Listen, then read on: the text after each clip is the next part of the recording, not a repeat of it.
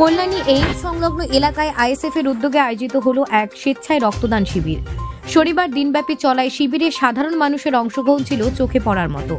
মানবতার এই উদ্যোগে সামিল হতে উপস্থিত ছিলেন ভাঙড়ের বিধায়ক এবং আইএসএফ এর সর্বোচ্চ মুখপাত্র পীরজাদা নওসাদ সিদ্দিকী।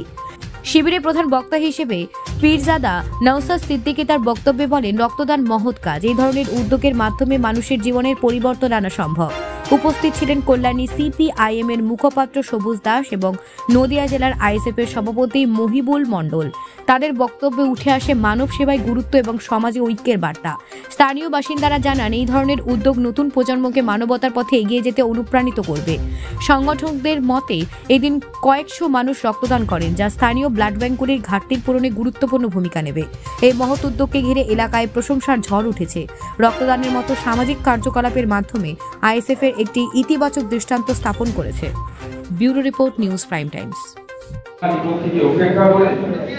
আজকে এই রক্তদান শিবিরে যে সমস্ত রক্তযোদ্ধা এসেছেন এবং যারা এখানে এসে আমাদের বক্তব্য শুনছেন, এই রক্তদান শিবিরকে সাফল্যের উচ্চ শিখরে নিয়ে যেতে সহযোগিতা করেছেন, প্রত্যেককে আমি সংগ্রামী অভিনন্দন জানাচ্ছি। আজকে আমাদের এই রক্তদান শিবিরে যে সমস্ত আপনাদের ভূমিপুত্র যারা এসেছেন, যারা ব্যক্তিত্বরা এসেছেন রক্তদানের নিয়ে এবং বাস্তব পরিস্থিতি নিয়ে পরিবারে যারা কথা বলেছেন, অর্থাৎ যারা আমাদের স্পিকার যারা আছেন, প্রত্যেককে আমি ধন্যবাদ জানাই মিডিয়ার বন্ধুদেরকে এবং আরো ধন্যবাদ জানাই প্রশাসনের বন্ধুদেরকে, যাদের সহযোগিতা না পেলে হয়তো এই রক্তদান শিবিরটাকে আমরা ঠিক মতো করতে পারতাম না। এটা এই এসে শুনলাম অনেক কথা আপনারা বলেছেন, আপনারাও জানেন এই রক্তদান শিবিরটা কোথাও হওয়ার কথা ছিল, কেন করতে দেয়নি না দেয়নি সবগুলো শুনেছেন। ইভেন আজকে পর্যন্ত এখানে হচ্ছে ডোনাররা যেখানে আসবে সেখানে অনেক বাধা দেওয়া হচ্ছে। ব্যাপারটা হচ্ছে আমরা কোন সমাজে বসবাস করছি আমাদের একটু ভাবতে হবে।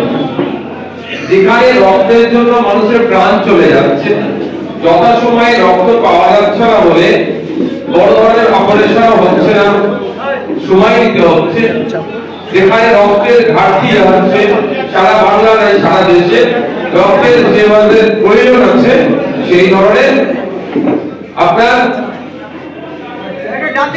যে যতটা চাহিদা সেটা পূরণ হয় না।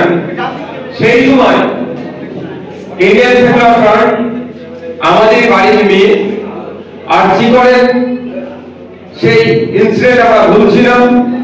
বৃহত্তম শহরে রক্তদান শিবির করছি, দুটো কাজ।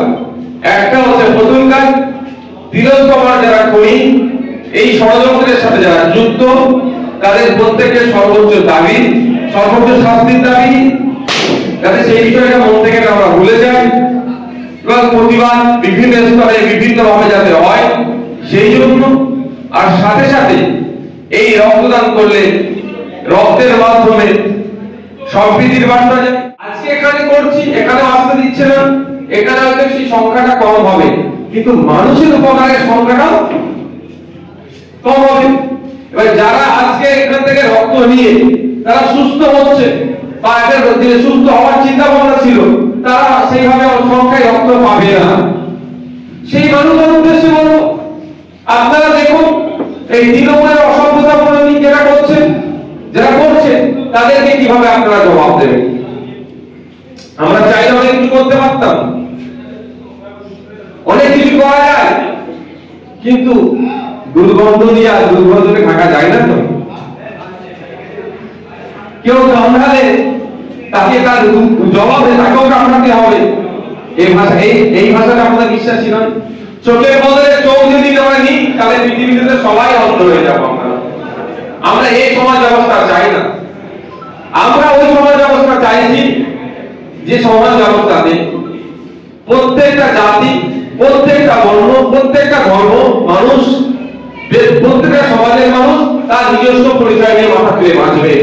রাজনৈতিক প্রতিদ্বন্দ্বিতা থাকবে, কিন্তু রাজনৈতিক মঞ্চ পর্যন্ত, রাজনৈতিক পরিসর পর্যন্ত থাকবে।